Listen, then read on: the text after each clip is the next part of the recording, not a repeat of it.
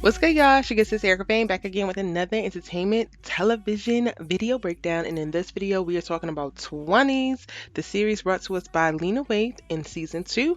But I'm talking about episode 1. Let's get into it. All right, y'all. I'm definitely going to have to go back and recap season 1 of 20s because I did not talk about it before. But first 2 episodes have dropped, and I am all in, and I am watching every single week because I'm excited, and I think that they're going in a really great direction, and they are having super authentic, funny, but yet nuanced and relatable AF stories, specifically in reference to the stories of people within the filmmaking industry. Hattie is a screenwriter, Nia is an actor, and Marie is an agent. So they all work within Hollywood, and they give those different perspectives of what it's like to, be at their specific points in life and aspiring to do more. Marie wants to rise to partner ranks within her agency. Hattie wants to even break in and just become a staff writer and then go on to make her own stuff. And Nia is working to get her big break. And y'all, this series is just giving what's supposed to be gay. We don't actually get to see a lot of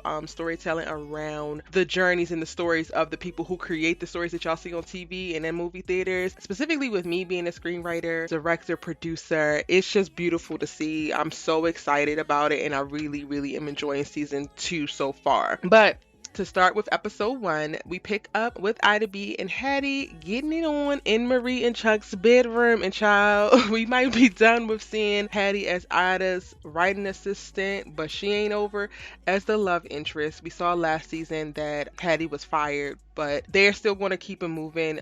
In this first episode, they have finally slept together. They seem to be enjoying themselves, and it's not until Hattie starts talking about marriage and being super in love and just OD that Ida gets a little uncomfortable and is ready to go.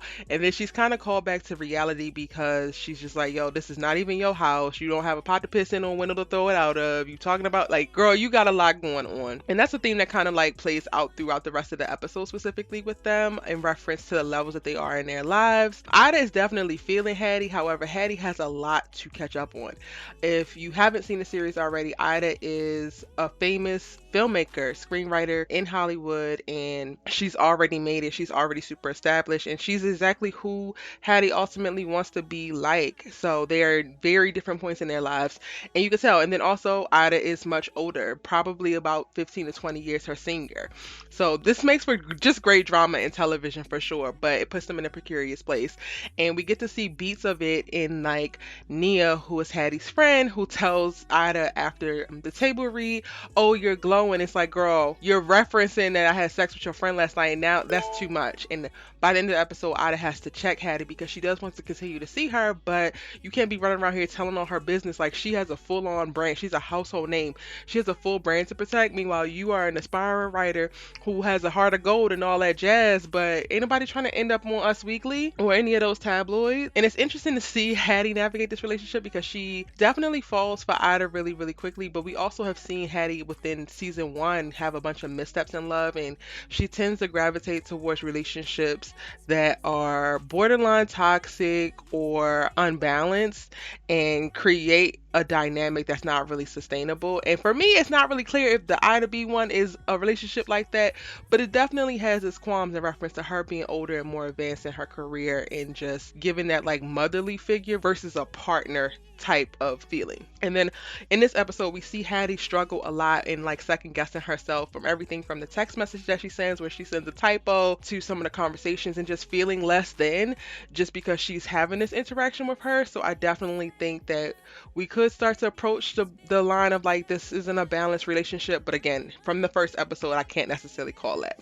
Now, Chuck and Marie. We start the episode off with seeing Chuck and Marie. Marie is drunk, okay? She is drunk after Chuck proposes and she accepts, and we saw last season that she struggled with not knowing if Chuck actually might be bisexual and or gay because she was like seeing certain things and it was sending up red flags. But then also she's kind of bored within her relationship, and then we saw her client, who was played played by Iman Shumpert, last season come into the picture and pique her interest. So in this episode, we really just get to start to really understand where Marie is starting this season off at. She is drinking and kind of being reclusive and quiet because I don't think that she really wants to get married, but she doesn't want to say it. She's trying to check all the boxes because she's that girl. She's still pissed about not getting the promotion that she wanted last season, and she's still supporting Hattie. I think that they are wonderful friends. All three of them are really great friends, but she also has a little bit of smoke for her, and it's going to check her with a little bit more nice nasty than she would typically, just because I think that she's unhappy in her whole situation.